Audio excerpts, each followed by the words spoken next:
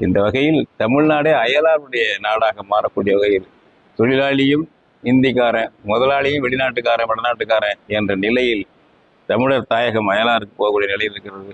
இதை கண்டித்து தமிழ்நாட்டு தொழில், வணிகம், வேலை அனைத்தும் தமிழர்களுக்கே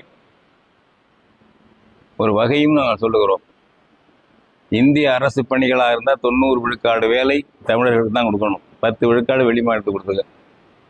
தனியார் துறையில் 90 விழுக்காடு வேலை தமிழர்களுக்கு, அதுக்கு தகுந்த ஆட்களை சப்ளை பண்ணணும். நம்ம தமிழ்நாடு அரசு வேலையில் 100 விழுக்காடு வேலை தமிழர்களுக்கு தான் கொடுக்கணும்.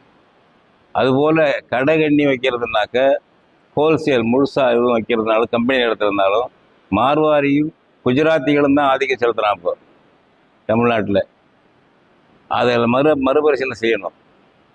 மார்வாரியோ குஜராத்தியோ எவனோ வடநாட்டுக்காரன் வந்து இங்கே ஒரு கம்பெனியோ தொழிற்சாலையோ கடையோ நடத்துவது என்றால் 51 விழுக்காடு மூலதனம் தமிழர்கள் போட வேண்டும். 49 விழுக்காடு வேணால் அவன் போட்டு நடத்தலாம், கூட்டாக நடத்தலாம். இது மாதிரி பல நாடுகளில் விகிதம் வித்தியாசமாக இருக்கலாம்.